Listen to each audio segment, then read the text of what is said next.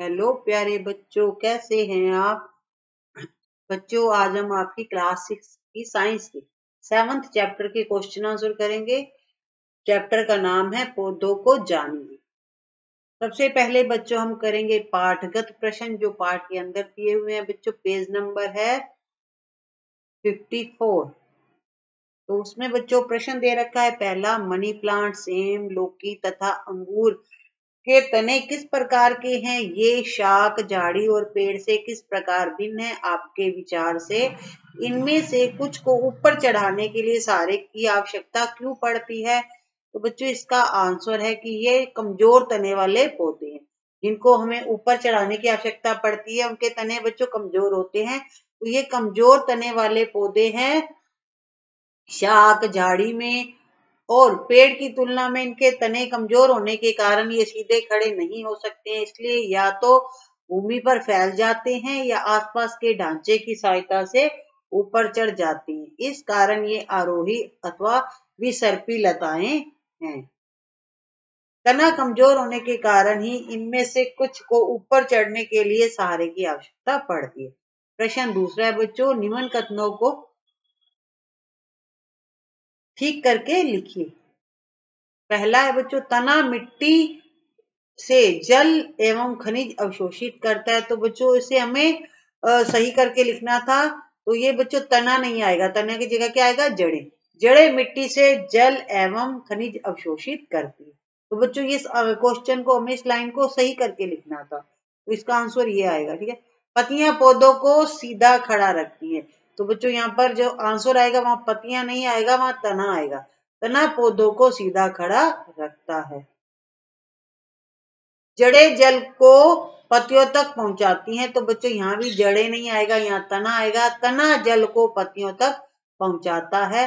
घ है बच्चों, पुष्प में पुंकेसरों एवं पंखुड़ियों की संख्या सदा समान होती है। तो बच्चों इसका आंसर सही होगा, पुष्प में पुंकेसरों एवं पंखुड़ियों की संख्या असमान भी हो सकती है। अगला है बच्चों, यदि किसी पुष्प के बाह्य दल परस्पर जुड़े हो तो उसकी पंखुड़ियां भी आपस में जुड़ी होंगी। तो इसका उत्तर यह आएगा बच्चों, यदि किसी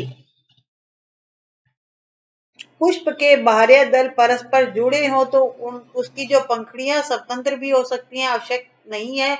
आवश्यक नहीं है कि वे परस्पर जुड़ी हुई हो। जय बच्चों, यदि किसी पुष्प की पंखुड़ियां परस्पर जुड़ी हो तो स्त्री केसर पंखुड़ियों से जुड़ा होगा। तो इसका आंसर है बच्चों सही जो है वो ये है, यदि किसी पुष्प की पंखुड़ियां परस्पर जुड़ी हो तो आवश्यक नहीं है कि स्त्री केसर पंखुड़ियों में से जुड़ा हुआ ही होगा, वह स्वतंत्र भी हो सकता है। बच्चों निम्न के हमें चित्र बनाने हैं। पहला है बच्चों, पत्ती का चित्र बनाना है, मूसला जड़ का, और एक पुष्प जिसका आपने पाठ्य पुस्तक की सारणी 7.3 में अध्ययन किया हो। तो बच्चों चैप्टर रीड करिएगा, चैप्टर के अंदर ये हमने रीड कराया था। तो एक तो बच्चों आपको पत्ती का चित्र बनाना है, आप इसको देखकर बना सकते हैं, मूसला जड़ बच्चों। और थर्ड बच्चों पुष्प का चित्र बनाना था, तो वो है बच्चों एक घंटाकार पुष्प। ये आपको ये 3 चित्र बनाने हैं इस क्वेश्चन में। प्रश्न तीसरा है कि क्या आप अपने घर के आसपास ऐसे पौधों को जानते हैं जिनका तना लंबा परंतु दुर्बल हो? इसका नाम लिखिए। आप इसे किस वर्ग में रखेंगे? तो इसका उत्तर है सेम का पौधा, हम इसे विसर्पी लता वर्ग में रखेंगे। चौथा प्रश्न है, पौधे में तने का क्या कार्य होता है?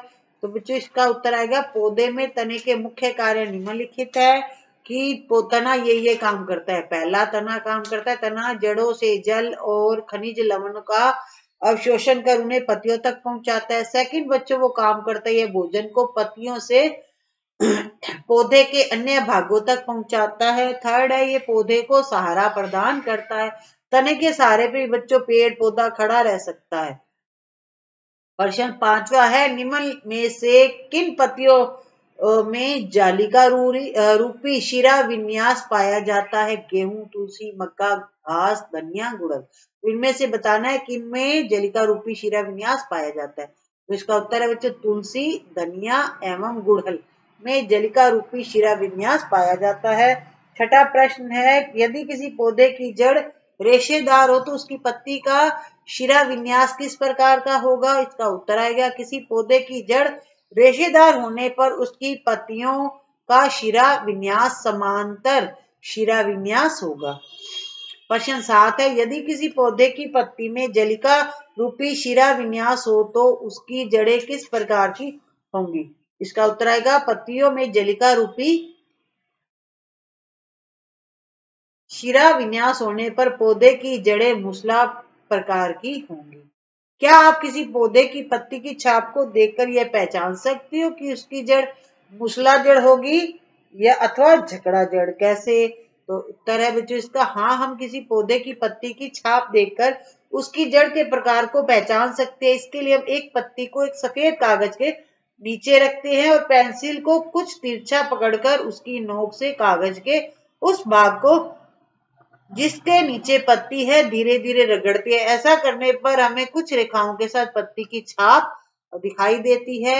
यदि इस छाप में शिरा विन्यास जलिका रूपी दिखाई देता है तो जड़ मूसला जड़ होगी। यदि इस छाप का शिरा विन्यास समांतर हुआ तो जड़ जकड़ा जड़ होगी। प्रश्न 9 है, पुष्प के विभिन्न भागों के नाम लिखिए। पुष्प के विभिन्न भाग निम्न प्रकार से हैं। पहला है बच्चों बाह्यदल, पंखुड़ियां, पुंकेसर, स्त्री केसर। प्रश्न 10 है, निम्न में से किन पौधों में फूल होते हैं? घास, मक्का, गेहूं, मिर्च, टमाटर, तुलसी, पीपल, शीशम, बरगद, आम, जामुन, अमरूद, अनार, पपीता, केला, नींबू, गन्ना, आलू, मूंगफली। इनमें से बच्चों में छांटना है कि किन किन पौधों के फूल होते हैं। तो बच्चों एक तो मिर्च के फूल होते हैं, टमाटर, तुलसी, शीशम, आम, जामुन, अमरूद, अनार, पपीता, नींबू, केला, मूंगफली। इनके बच्चों क्या आते हैं? फूल होते हैं। प्रश्न 11 है, पौधों के उस भाग का नाम लिखिए जो अपना भोजन बनाता है। इस प्रक्रम को क्या कहते हैं? पत्तियां अपना भोजन बनाती हैं, यह प्रक्रम प्रकाश संश्लेषण कहलाता है। तो बच्चों पौधे की जो पत्तियां होती है वो भोजन बनाने का काम करती है। बच्चों प्रश्न है 12वां, पुष्प के किस भाग में अंडाशय मिलता है? अंडाशय पुष्प के स्त्री केसर में मिलता है। यह स्त्री केसर का सबसे निचला और उभरा हुआ भाग होता है। प्रश्न 13वां है, ऐसे दो पुष्पों के नाम लिखिए जिनमें से प्रत्येक में संयुक्त और अलग अलग बाह्य दल हो। तो इसका उत्तर है बच्चों संयुक्त बाह्य दल मटर गुड़हल, और सेकंड है पृथक बाह्य दल, इसमें आएगा बच्चों सरसों मूली। बच्चों आपका चैप्टर कंप्लीट होता है इस यहीं, और नेक्स्ट वीडियो में बच्चों 8 चैप्टर रीड करेंगे, उसके क्वेश्चन आंसर भी करेंगे। तब तक आप चैप्टर को रीड करिए और अपनी नोटबुक में नोट करिए और इन्हें लर्न भी करिए। वीडियो को लाइक एंड शेयर भी करिए और चैनल को भी सब्सक्राइब करिए। अगर नहीं कर रखा है तो बहुत अच्छी बात है। Thank you, have a nice day.